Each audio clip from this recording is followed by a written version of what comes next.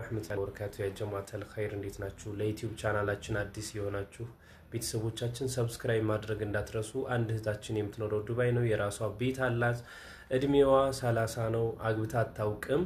እድሜው ከ30 እስከ 35 የሆነ አግብቶ ቢያቅም ችግር የለውም። ሁለተኛ ቢሆን ችግር የለውም። ጥሩ አኽላቅ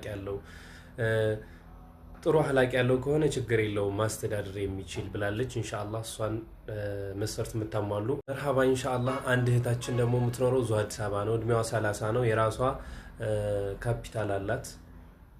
እድሜው ከ30 እስከ 35 የሆነ ሁለተኛም ቢሆን ችግር የለውም። አግብቶ የሚያውቅም ቢሆን ሳውዲ ነው። ማስተዳደር ይችላል። የራሱ ሱፐር ማርኬት አለው። ወሎ ላይ የራሱ 2 ቤት አለው። ማስተዳደር ይችላል።